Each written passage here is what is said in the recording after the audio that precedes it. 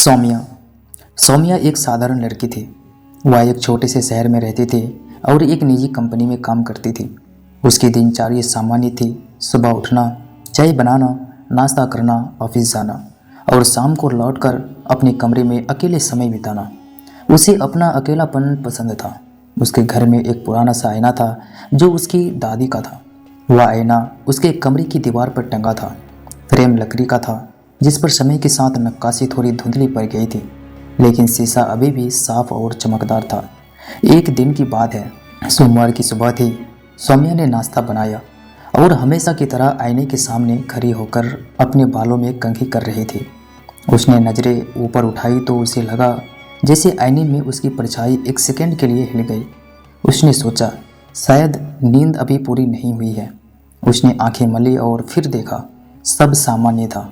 वह मुस्कुराई और ऑफिस चली गई। लेकिन अगले दिन फिर वैसा ही हुआ। इस बार वह अपनी कमीज बदल रही थी और उसने देखा कि आईने में उसका प्रतिबिंब उसके साथ हाथ नहीं उठा रहा था, बल्कि हाथ नीचे ही रखा हुआ था। सौम्या का दिल तेजी से धड़का। वह चौंक गया। वह चौंक कर पीछे हट गई। उसने धीरे धीरे फिर से हाथ उठाया। इस बार प्रतिबिंब ने भी हाथ उठा दिया। सौम्या ने राहत की सांस ली। उसने खुद को समझाया, यह मेरी आंखों का धोखा है। ज़्यादा काम के कारण थकान हो गई है। हफ्ते भर बाद सौम्या ने देखा कि यह सिर्फ थकान नहीं थी। आईने में उसका प्रतिबिंब उसकी नकल ठीक से नहीं कर रहा था। जब सौम्या मुस्कुराती, आईने का चेहरा गंभीर रहता। जब सौम्या उदास होती, आईने का चेहरा मुस्कुराता हुआ दिखता। यह बहुत अजीब था। सौम्या ने किसी से कुछ नहीं कहा। उसे डर था कि लोग उसे पागल समझेंगे। उसने आईना हटाने का फैसला किया। एक शाम उसने आईना दीवार से उतारा और उसे अलमारी के पीछे रख दिया। उसने सोचा अब सब ठीक हो जाएगा। लेकिन उस रात उसकी नींद खुल गई। कमरे में अजीब सी सरसराहट थी। उसने लाइट जलाई तो देखा कि आईना फिर से दीवार पर टंगा हुआ था। उसके पैरों तले जमीन खिसक गई। उसने अपने मकान मालिकिन से पूछा तो उन्होंने कहा कि उन्होंने कोई आईना नहीं टांगा था। सौम्या को अब यकीन हो गया कि यह सिर्फ एक आईना नहीं था, इसमें कुछ और था। एक महीना बीत गया। सौम्या ने आईने से बात करना बंद कर दिया था, लेकिन वह रोज़ उसे देखती थी।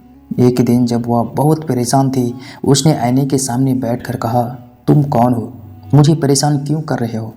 आईना पहले तो शांत रहा, फिर धीरे धीरे उसकी सतह पर हल्की लहरें सी उठी। आईने के अंदर का चेहरा, जो अब तक सौम्या जैसा ही दिखता था, अलग होने लगा। उसकी आंखें गहरी हो गई, बाल थोड़े अलग लगने लगे और आवाज़ भी अलग थी। वह आवाज़ मीठी थी, लेकिन उसमें एक अजीब सी ठंडक थी। आवाज़ ने कहा, मैं तुम्हारा इंतज़ार कर रही थी सौम्या। बहुत दिनों से तुम अकेली हो, किसी से बात नहीं करती। मैं तुमसे बात कर सकती हूँ। मैं तुम्हारी सबसे अच्छी दोस्त बन सकती हूँ। सौम्या डर गई, लेकिन उत्सुकता भी थी। उसने पूछा, तुम कौन हो? आईने में कैसे आ गई? मैं वही हूँ जो तुम बनना चाहती हो। मैं वह हूँ जो तुम्हारे अंदर दबी है। तुम मुझे दूसरे चेहरा कह सकती हो, आवाज़ ने कहा। धीरे धीरे सौम्या की उस चेहरे से बातचीत होने लगी। पहले तो वह सिर्फ सवाल पूछती, फिर वह उससे सलाह लेने लगी। आईने वाला चेहरा बहुत समझदार था। वह सौम्या को बताता कि ऑफिस में किससे बात करनी है, किससे दूर रहना है। सौम्या को लगने लगा कि उसे एक सच्चा मार्गदर्शक मिल गया है। वह पहले से ज़्यादा आत्मविश्वास से भरी हुई थी। लेकिन जैसे जैसे दिन बीते, आईने वाला चेहरा और ज़्यादा मांग करने लगा।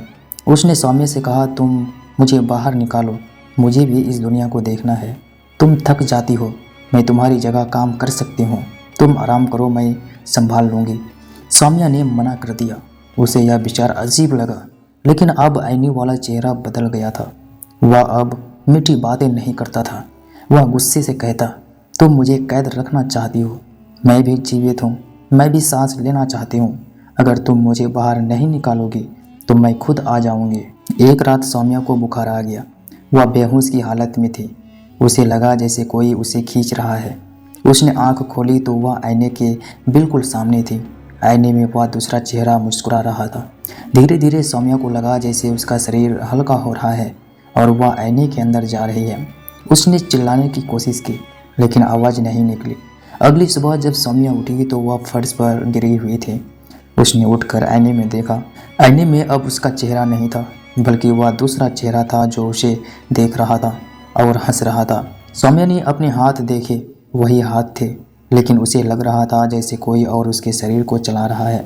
दरअसल अब उसके शरीर पर आईने वाले चेहरे का कब्जा हो चुका था। वह दूसरा चेहरा बाहर आ गया था और सौम्या अब आईने के अंदर कैद हो गई थी। अब सौम्या जिसे सब जानते थे वह असली सौम्या नहीं थी, नकली सौम्या। आईने वाला चेहरा बहुत चालाक थी। वह ऑफिस गई, सबसे हंसी मजाक किया, लोगों को अपनी तरफ खींचा, लेकिन उसकी आदतें थोड़ी अलग थी। असली सौम्या को चाय में कम चीनी पसंद थी, लेकिन यह नकली सौम्या बहुत मीठी चाय पीती थी। असली सौम्या शांत स्वभाव की थी, लेकिन यह नकली सौम्या बहुत बातूरी थी। एक दिन सौम्या की सबसे अच्छी दोस्त नेहा उससे मिलने आई। नेहा ने देखा कि सौम्या कुछ अजीब व्यवहार कर रही है। उसने पूछा, तुम्हें मेरा नाम याद है? नकली सौम्या ने कहा, हाँ नेहा, लेकिन उसने नेहा का पूरा निकनेम नहीं बोला, जो सिर्फ असली सौम्या ही जानती थी। नेहा को शक हुआ। नेहा ने कमरे में झांका। उसने देखा कि पुराना आईना अब दीवार पर नहीं थी, बल्कि उल्टा रखा हुआ था, मुंह दीवार की तरफ। नेहा ने आईना सीधा किया। उसे आईने में सौम्या दिखी, लेकिन वह सौम्या रो रही थी और हाथ जोड़कर बोल रही थी, नेहा, मैं असली सौम्या हूँ। यह जो बाहर है यह नकली है, इसने मुझे अंदर कैद कर लिया है। नेहा घबरा गई। उसने नकली सौम्या से कहा, तुम कौन हो? नकली सौम्या ने गुस्से में कहा, मैं सौम्या हूँ। वह आईना झूठ बोल रहा है, उसे तोड़ दो। नेहा समझदार थी। उसने एक पुराने संत को फ़ोन किया जो उसके गांव में थे। संत ने कहा, यह एक आत्मा का खेल है। जो आईने में है वह असली है, क्योंकि आईना सच दिखाता है, बाहर वाला धोखा है। आईने को तोड़ने से पहले उसके सामने खड़े होकर असली का नाम लेकर पुकारो। नेहा ने ऐसा ही किया।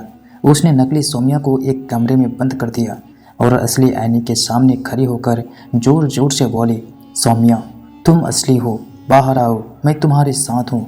अंदर से नकली सौम्या चीख रही थी, मैं सौम्या हूँ, मुझे बाहर निकालो।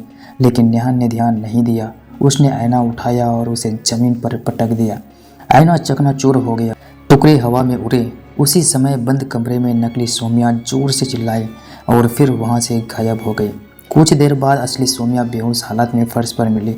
नेहा ने उसे पानी पिलाया। सौम्या ने आंखें खोली और पहली बात कही, नेहा, तुमने मुझे बचा लिया। सौम्या अब ठीक थी, लेकिन उसने वह आईना दोबारा कभी अपने घर में नहीं रखा। उसने सीखा कि अकेलापन इंसान को कमज़ोर बना देता है। जब हम अकेले होते हैं तो हमारे मन में कई तरह के डर और भ्रम पैदा हो जाते हैं, लेकिन सबसे बड़ी बात यह थी कि असली इंसान वह है जो दूसरे से जुड़ा रहता है, जो अपनी पहचान को पहचानता है और जो मदद मांगने से नहीं डरता। अगर सौम्या ने शुरू में ही नेहा से बात कर ली होती तो यह सब नहीं होता। आईने वाला चेहरा उसके अकेलापन का फ़ायदा उठा रहा था। असली इंसान वह है जो गलतियाँ सुधार सके, जो अपनी गलती मान सके और जो सच्चाई के सामने झुक सके। सौम्या ने यही किया। इस कहानी से यह शिक्षा मिलती है कि हमारी असली पहचान हमारा दिल और हमारे अपने होते हैं। आईना सिर्फ एक शीशा है, वह हमें बाहरी रूप दिखाता है, लेकिन असली इंसान वह है जो अंदर से सच्चा हो। जब भी हमें कोई अजीब चीज़ दिखे या महसूस हो तो हमें उसे नज़रअंदाज नहीं करना चाहिए, बल्कि अपने करीबी लोगों से साझा करना चाहिए।